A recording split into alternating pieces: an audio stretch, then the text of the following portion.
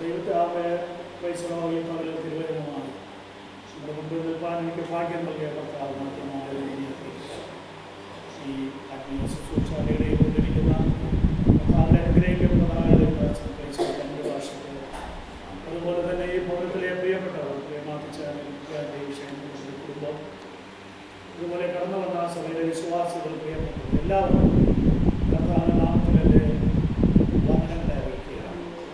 കഴിഞ്ഞ ചില ദിവസങ്ങൾക്ക് മുൻപാണ് നമുക്ക് സഭയായി കടന്നു വന്ന് പ്രാർത്ഥിച്ച് ഈ ഭവനത്തെ പ്രതീക്ഷിക്കുവാനും എൻ്റെ കുഞ്ഞുങ്ങൾ അവയെ താമസമാക്കി ആരംഭിക്കുവാനും ഇടയായി. എന്നാൽ പ്രൈസലോട് ഇപ്രകാരം ഒരു പ്രാർത്ഥന പിന്നെ ക്രമീകരിച്ചത് വളരെ സന്തോഷമുണ്ട്.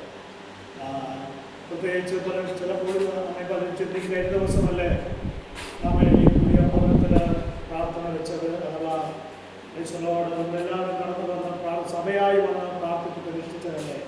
ഇനി പ്രത്യേകിച്ച് ഒരു ഭവന പ്രാർത്ഥന എന്തിനാണ് എന്ന് പ്രൈസലോട് പലരും ചിന്തിക്കുന്നു. അതിൻ്റെ നടുവിൽ പ്രൈസലോട് വീണ്ടും സഭയായി കൂടി വന്ന് ഭവന പ്രാർത്ഥനയായി ക്രമീകരിക്കാൻ പ്രിയ ഭവനം കാണിച്ച ഉത്സാഹത്തിനും താല്പര്യത്തിനും പ്രത്യേക വന്ദനം അറിയിക്കുകയാണ്. കർത്താവ് അനുഗ്രഹിക്കട്ടെ. കർത്താവ് ചില വെള്ളിയാഴ്ച പ്രിയ സിസ്റ്റർ വിദേശത്തേക്ക് കടന്നു പോവുകയാണ്.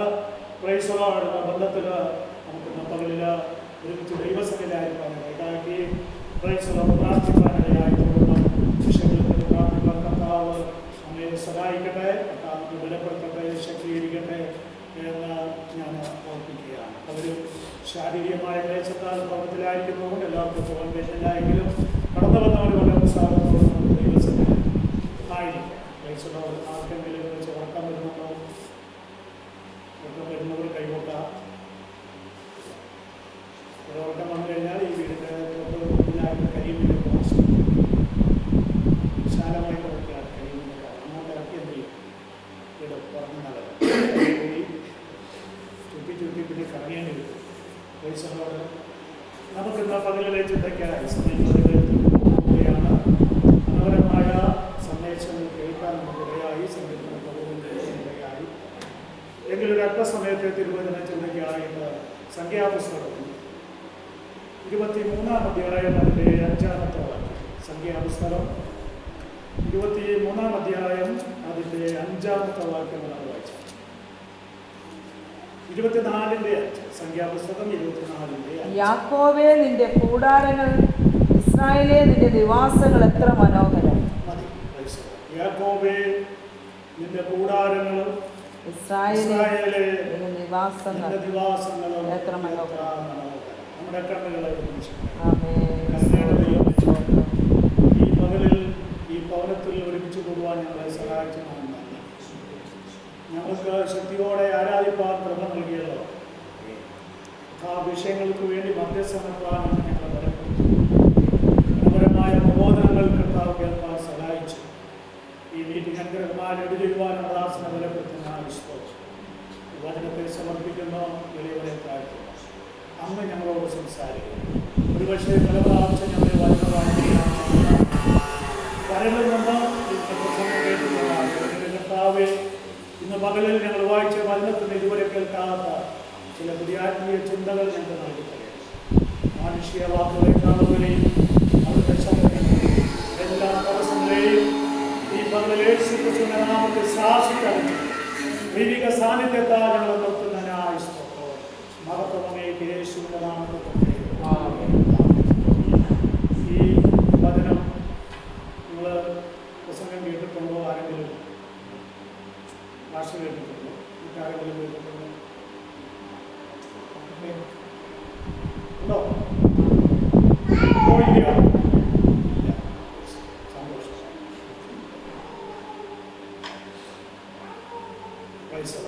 എനിക്ക് കഴിഞ്ഞ വർഷത്തിൽ ഞാനും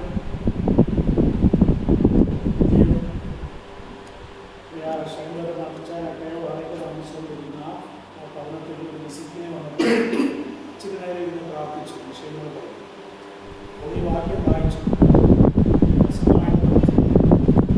വിഷയങ്ങൾക്ക് വേണ്ടി ഞാനൊക്കെ പ്രാർത്ഥിച്ച് മടങ്ങി പോകാനിടയായി. സാധാരണ ദൈവദാസനമായി ശുശ്രൂഷിക്കാം. ഇന്നലെ വൈകിട്ട് സന്ധ്യാപ്രാർത്ഥനയായി കൂടി വന്നു. ദൈവദാസൻ വളരെ അനുഗ്രഹമായ സന്ദേശം നൽകി. കഴിഞ്ഞ വയസ്സുള്ള പൗരപ്രതിഷ്ഠയിലും ഭാഷ അനുഗ്രഹമായ സന്ദേശം നൽകുവാനിടയാണ്. ഈ വചനം കഴിഞ്ഞ ദിവസങ്ങളിൽ ഞാൻ വായിച്ച് ധ്യാനിക്കുകയും ഇന്നലെ പകലിൽ നല്ല രാത്രിയിൽ എൻ്റെ ഹൃദയത്തിലേക്ക് ഓടി വരുവാനാണ്. നമ്മൾ വായിച്ചത് സംഖ്യാപുസ്തകം 24-ന്റെ 5-ാമത്തെ വാക്യമാണ് നമ്മൾ വായിച്ചത്. ഈ സംഖ്യാപുസ്തകം ആരെ എഴുതിയെന്നറിയാമോ? മോനെ ജസ്മിനെ, ജസ്മിനല്ലേ എഴുതിയത്? സംഖ്യാപുസ്തകം ആരെ എഴുതിയ?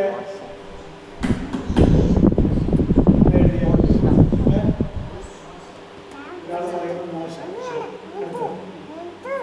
സംഖ്യാപുസ്തകം ആരെ എഴുതിയ?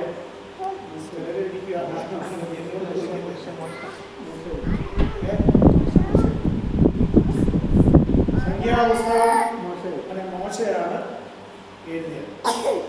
നമുക്ക് മനസ്സിലാക്കുന്നത്. കാരണം കുരുന്ന് ലേഖനത്തിൽ വായിക്കാൻ പറയുമ്പോൾ നമ്മൾ 33